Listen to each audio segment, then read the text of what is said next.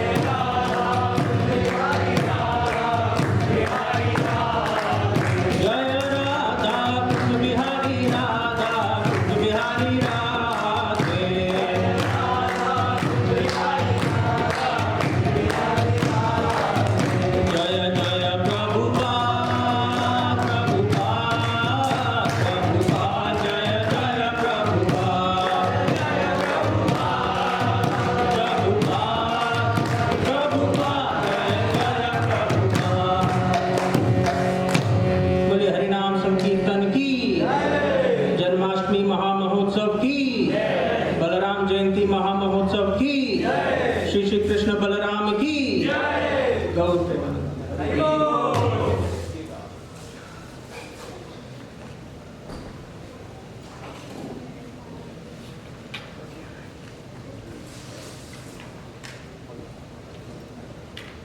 ओम ज्ञानतिमिरान्धस्य ज्ञानतिमिरान्धस्य चक्षुरुन्मिलितं येन तस्मै श्रीगुरुवे नमः। श्रीचैतन्यमनोभीष्टं स्थापितं येन भूतले स्वयं रूपा कदा मह्यं ददाति स्वपदान्तिकां। वन्देऽहं श्रीगुरो श्रीयुतपदकमलं श्रीगुरून् वैष्णवांश्च श्रीरूपं साग्रजातं सहगं रघुनाथान्वितं तं सजीवं साधुवैतं सावधूतं परिजनसहितं कृष्णचैतन्यदेवं श्रीराधा कृष्णपादान् सहगं ललिता श्रीविशाखान्वितांश्च। हे कृष्ण करुणा सिन्धो दीनबन्धो जगत्पते गोपेश गोपिकान्त राधाकान्त नमोस्तुते। तप्त कांचन गौरांगी राधे वृंदावनेश्वरी वृषभानुसुते देवी प्रणमामि हरिप्रिये। वाञ्छाकल्पतरुभ्यश्च कृपा सिन्धुभ्यैव च पतितानां पावनेभ्यो वैष्णवेभ्यो नमो नमः। जय श्री कृष्ण चैतन्य प्रभु नित्यानंद श्री अद्वैत गदाधर श्रीवासादि गौर भक्त वृंदा। Everyone please raise your hands. Hare Krishna Krishna Krishna Hare Hare Hare Rama Rama Rama Hare Hare. Hare Krishna. Welcome everyone. So we are celebrating a very auspicious occasion today. So as we all know, tomorrow is Janmashtami, right? So the day when Krishna appears, right? It's his appearance. And then also last week we celebrated Balaram Jayanti, or the appearance of Lord Balaram. Right? So now the first question comes is that why don't we call it a birthday and we call it an appearance day, right? Like when the day when we were born, we call that a birthday, not an appearance day, right? But in the case of the Supreme Person, we call it appearance, right? And the reason for that is because Krishna, he is always present everywhere. Right? In every part and parcel of this creation, the Supreme Lord is there. Right? Aham sarvasya prabhavo matta sarvam pravartate iti matva bhajante mam buddha bhava sammanvita. Krishna says, Aham sarvasya prabhavo. I am the proprietor of everything. Matta sarvam pravartate. Everything, each and everything that we see or we cannot see, everything is sustained or it comes from Him. Right? So because Krishna is sustaining everything, because of his potency, he is present in each and every particle. Right? So because Krishna is present in each and every particle, he is always there. Right? So there is no question of him taking birth. Right? Because if someone is already there, how can they take birth? They are already present. Right? Appearance means when Krishna appears to engage in the loving devotional service for the benefit of living entities like us. Right? So he takes a form in which we can more easily relate to him. Right? That's why we call it appearance. Right? Because it's very difficult for us to perceive Krishna as he is in every part and parcel. Right? We cannot perceive him, for example, in the air, right? Because our status, our mental status is not there yet. After we do sadhana, after we do a spiritual practice, just like, let's say, I ask you a question based on the 3 laws of motion, right? Now, of course, people who have not studied the 3 laws of motion, they may not be able to explain it, right? Because you have no practice about it, you have gained no knowledge around it, right? But a person who has done a PhD in physics, if you ask them, they will be able to explain, and in fact, not just explain, but be able to apply the 3 laws of motion in creating machines, right? Similarly, for us, because we have been out of touch, although all of us have appeared from the Supreme Lord. Mame vangsho jivaloke jiva bhuta sanatana mana sasthani indriyani prakriti sthani karshati, Krishna says. That all of these living entities are my part and parcel, right? So our existence, we have our existence because our existence is completely dependent on Krishna. And we have an eternal relationship with Him. But because we have forgotten that, and instead we think that this material world and this material body is who we are. We completely identify ourselves with this body and thereby with this material world. Because of that, we've forgotten that relationship with the Supreme. And this entire process of celebrating these festivals, right? And the very reason that Krishna appears in this world, one of the primary reasons is so that he appears and he does all of these pastimes with which we all can relate. And when we all can relate, we all can love him, right? We can reignite the eternal loving relationship that we have with him, right? So if I ask you to establish a relationship with someone who you have not heard about, who you cannot see, who you cannot hear, right? Who you cannot engage in any way, it's very difficult for us to develop love for that person, isn't it? Like in our lives, there are so many people who we love and we have a relationship with, right? It could be our wife, it could be my wife, it could be my kids, it could be my parents, it could be my friends and family. There are so many of them who we love. But for us to develop that love with them, we have to spend some time with them, we have to hear about them, right? We have to at least know who they are, what they are, right? Therefore, one of the primary reasons why Kṛṣṇa takes this form, and this is spiritual form, right? Janma karma chame divyam evam yoveti tatvata tyaktva deham punarjanma naiti mameti sa Arjuna, Kṛṣṇa says, right? Janma karma chame divyam, that my appearance and all of my activities, when I appear in this material platform, they are all transcendental, Kṛṣṇa is saying. We should not confuse that with any other person. Sometimes people say that, oh, Kṛṣṇa did Rasa Leela with the gopis, so what's wrong if we are doing it? There are even songs about it, right? But that's a very superficial understanding. Kṛṣṇa was also able to lift Govardhan hill on his one finger, right? On the pinky of his left hand. Can any of us do that? Right? So we cannot compare ourselves with the Supreme Lord. And that's why Kṛṣṇa says, Janma karma chame divyam evam yoveti tatvata.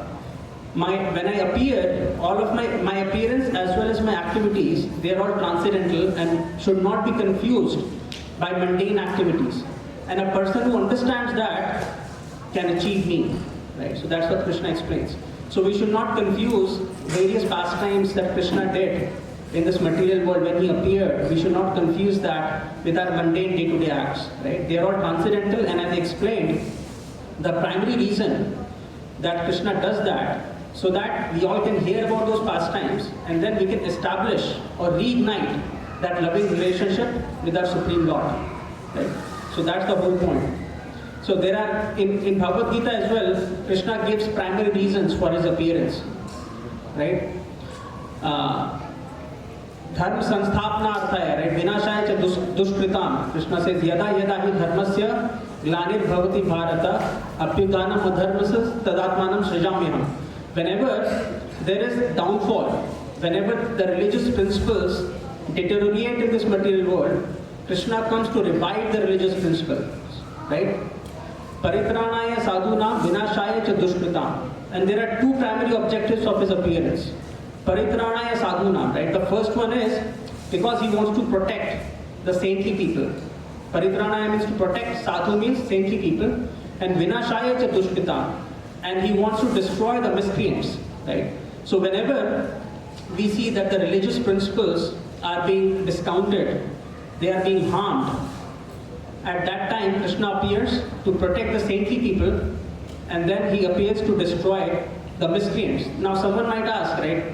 I mean, if Kṛṣṇa wants to destroy someone, he could do that in an instance, right? What's the big deal for him? Because he is the ultimate controller, he is the supreme controller. So many saints say that the true reason of his appearance, as I explained before, is to engage in the loving devotional service with the devotees, right? To engage with the saintly people. And even the heroics that Kṛṣṇa demonstrates, like when he appeared, even his appearance is so amazing, right? In a nutshell, we all have heard the pastime, but basically Kṛṣṇa, he appeared on Ashtami to Devaki and Vasudeva, right? So Devaki and Vasudeva, at the time when they got married, Kṛṣṇa, who is the brother of Devaki, he was the king of Mathura, and he was a very demoniac king, as we all know, right? So after the marriage, there was a Bhavishwani, or a transcendental voice that told him that the 8th son of Devaki will be a doom, right? And that scared him off. So he was trying to be very nice, because after the marriage of Devaki and Vasudeva, he was the chariot driver, right? He loved his sister, right? So he was driving the chariot, and suddenly there is this voice from the sky that tells him that although you are very jubilant right now, but the 8th son of Devaki is going to be your doom. And at that point, while he was loving his sister, he immediately got out of his chariot and he attempted to kill Devaki right then and there. Right? So many people question, like, what was the need of Kṛṣṇa to tell him at that point that the 8th son would become his doom, right? Because that, whatever happened after that, caused a lot of distress to very saintly people, right? Devaki and Vasudeva, they were put into the jail, as we all know, right? So many people question that, like, what was the need for it, right? So the need for it was so that people could see who Kṛṣṇa was in true sense, right? Although he was trying to portray himself as a very kind-hearted person, as a very jubilant person, but the true test comes when we are put into a situation of distress, right? So I may be a very nice person, but as soon as some difficulty comes, right? And that's when the actual judgment is decided, like in which direction do we go? Because when the times are good, all of us can pretend to be good. But when the decisive moment comes, which way do we go? Do we follow the dharma or do we follow the adharma, right? So as soon as the time came, although he was the king, right? And it's the duty of the king to uphold the religious principles. So superficially it seemed like he was doing the right thing. But as soon as the time came, as soon as he was told that the 8th son will become your doom, he immediately took the sword. And just imagine a person who can kill his own sister, right? A brother is supposed to protect. And moreover than, a Kshatriya or a king is supposed to protect the women, right? But here is this person who, just because someone told him that the 8th son will become his doom, he's ready to kill his own sister, right? So that showed his true colors, right? And that's why it happened. And then, of course, Vasudeva, he requests him that, you know me, I always keep my words. And Kṛṣṇa knew that very well. And he promised that all of the sons that we beget, I will bring them to you, and you feel free to do whatever you want, right? And then he spared his life, but just to be sure, he put them in the jail, and then very mercilessly, every son that was presented to him, he killed all of them one after the other, right? So the 7th child was actually Balaram, right? At that time, Mother Rohini, who was Vasudeva's wife, she was in Vrindavan. And of course, Devaki and Vasudeva were in the prison, right? They were in jail. But by Yog Maya, by the spiritual potency, Lord Shri Kṛṣṇa moved Balaram when he was in the birth. He wasn't even born, right? So he moved him from the birth of Mother Devaki to the womb of Mother Rohini, just to protect Lord Balaram. And then Kṛṣṇa appeared. We all know the story, right? All of the sentries who were located outside the jail, they all slept because of the influence of the Yog Maya. And then Vasudeva, he took Kṛṣṇa, he crossed the Yamuna river, and in the middle of the night, he moved Kṛṣṇa to Vrindavan, right, to Gokul.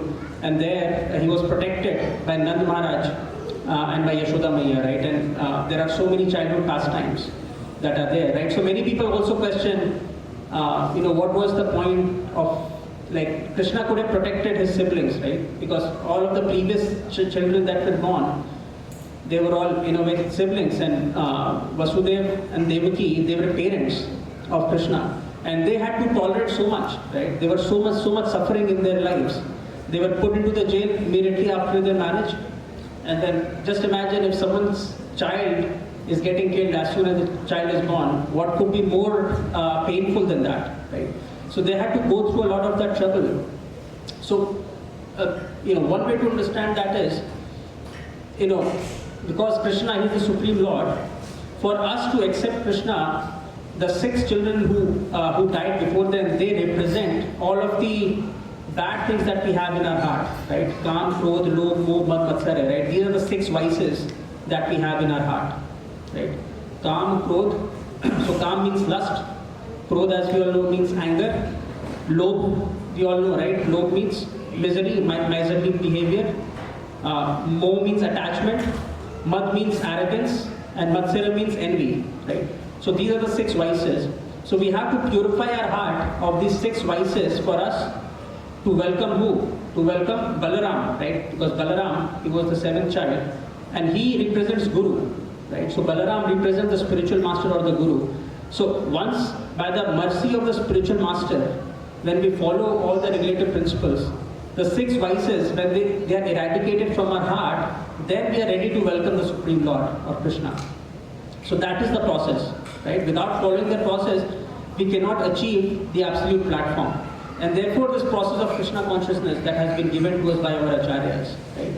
So Krishna consciousness can only be accepted if we very sincerely follow the guidance that is provided by the spiritual master. And Balaram is that person. He is the eternal servant of Krishna, right? And we see during the Vrindavan pastimes, during the Braj pastime, Balaram reciprocates and he helps Krishna in many ways, right? So he's not just his elder brother. He also, during the various fights that happen between various asuras who attack Krishna and Balaram on the orders of Kṛṣṇa after they are born, Balaram is always there with Krishna, right? So Lord Balaram serves Krishna in many, many moods, right? In the mood of friendliness, of course, as we know, Sakha Bhav, but also in Vatsalya Bhav, right? Because many times we see Balaram, he shows parental love towards Krishna. Like many times when there are these Rakshasas or these demons that are trying to kill Krishna, Balaram is there, he always tries to protect him, right? So he also plays sort of a protective role. But also he plays many, like we all know, right, with all of his cowherd boys and cowherd girls, Krishna and Balaram, they engage in so many pastimes, in day-to-day friendly activities, right? So Balaram also serves the Supreme Lord as a friend, right? But he also serves him during the Madhurya Leela, right? When there is conjugal pastimes between Krishna and the gopis, there also Balaram has a very important role to play, right? So what happens is, during the evening, as Krishna returns, after tending to the cows, right, both Balaram and Krishna as they return, we know that all of these gopis, who actually, in true sense, they are all very saintly people. After after a lot of years and ages of practicing Krishna consciousness, they attain that platform where they are relishing that nectarian pastime, right, that nectarian taste, which we call Madhurya Bhav.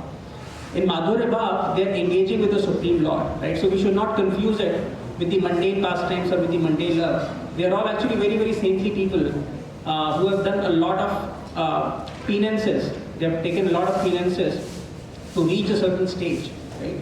So when Krishna appears, one of the reasons that he appears is to engage with his devotees, right? And all of these gopis, they are basically devotees of Krishna. They are devotees of the Supreme Lord. And he engages with them in that relationship, right? And Balaram facilitates that, right? So when Balaram and Krishna, in the evening as they return back by tending the cows, Krishna feels shy in the presence of his elder brother, right? So he says that, I'm feeling very tired. I don't want to move ahead. I just feel very tired. Why don't you go ahead, right? Because he's feeling shy to engage with all of these gopis.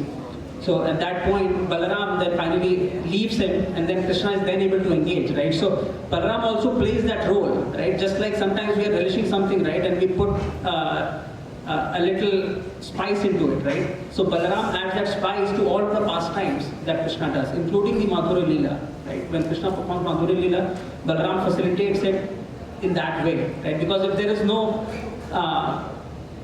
villain, right? Because Krishna is not able to enjoy in the presence of Balaram, right? So he tries to portray that role where Krishna is basically acting up and he's saying, why don't you leave? Let me do what I'm here to do, basically, right? So Balaram acts in that way as well.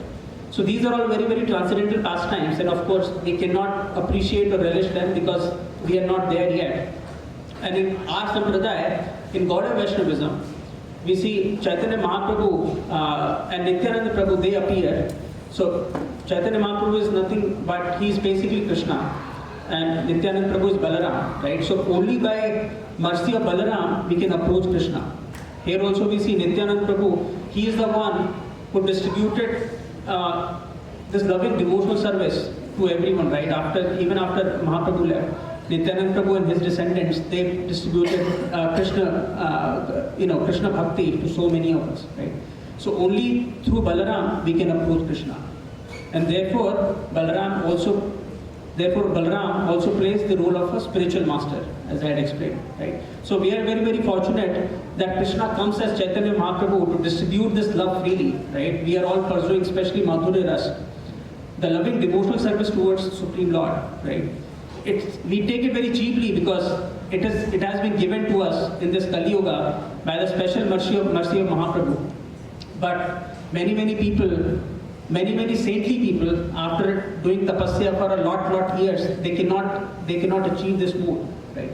So we are very fortunate that we are in this disciplic succession that is coming from Chaitanya Mahaprabhu, and he has freely distributed this mood of loving devotional service to the Supreme Lord, and he has given us the process which we call as Kṛṣṇa consciousness. And his representative, especially Srila Prabhupada, when he came to this material world, he distributed it to the entire world, and he made the prediction of Mahaprabhu true, right? Mahaprabhu said, Prithvityachi Nagaradi Gram Sarvatra Prachar Haive Murunam. Like in all the towns and villages all around this planet, my names will be freely distributed, right? So Prabhupada made his prophecy true, and it distributed this love of Radha and Kṛṣṇa, right? Therefore we worship Radha and Kṛṣṇa. If you go to any of our temples, we worship Sri Radha and Kṛṣṇa, right? In that mood, right? And that mood, we think we don't take it very seriously, right? But by following the process, once we understand, it is the rarest of the rarest. Even within the absolute platform, it is the topmost rasa or the topmost nectar that anyone can achieve. Right? So on this auspicious occasion of celebrating Janmashtami and Balaram Jayanti, we should take this opportunity to pray unto the lotus feet of Shri Radha and Kṛṣṇa, and we should pray to Lord Balaram that all of us, we may sincerely practice the process of Kṛṣṇa consciousness, we can sincerely serve the spiritual master, and by following the process and by the mercy of the spiritual master, we can attain the most important and the only objective of our lives, of this human form of life, which is to attain the love of the Supreme Lord, Shri Radha and Kṛṣṇa. I just have a quick question here. Like we talk about like 6 karmas, like 6 vices, yes. 6 vices, yeah. So if somebody is practicing, like already practicing, like Kṛṣṇa consciousness, Yes. but those 6 vices in anyhow become heavy on the mind, Yeah. how we can like, I'm not saying finish them from the roots, Yeah. but how we can reduce the effect or impact of those vices. Thank you, Prabhu. It's a good question. So Prabhuji's question is, although we are practicing Kṛṣṇa consciousness, but the 6 vices that I described, they are always there in our heart, right? So how can we reduce the effect of those vices, right? So the most important thing and the easiest way is to stay in the association of the devotees. That's the only practical way. Because what happens is, as you rightly pointed out, these vices are in our heart since time immemorial. All of us are here in this material world, and we have taken so many births. We are taking birth after birth, and the whole point is we want to be happy, right? But because of misidentification with this body, we relate ourselves with this body and this material world, right? And because of that, because we've forgotten the relationship with the Supreme, all of these vices have appeared in our heart, right? So the only way to completely eradicate that is to come into a true sense, or revive the true ego, which is the sense of identity, which is that I am the eternal servant of the Supreme Lord, right? But for us to reach at that stage, that's the process of Kṛṣṇa consciousness, right? And it starts with sadhu sangha, right? So sadhu sangha, or taking association of the devotees, is the most practical way for us to reduce the influence, right? Because in the association of the devotees, what do? We chant, we dance, we take Krishna prasadam, right? And they are able to counsel us. So by following the process of Kṛṣṇa consciousness, by chanting our rounds regularly, by doing our sadhana, right, in the association of the devotees, would help us to reduce the impact of these vices. Thank you so much. Thank you very much. Hare Krishna, Hare Krishna, Krishna Krishna, Hare Hare, Hare Rama.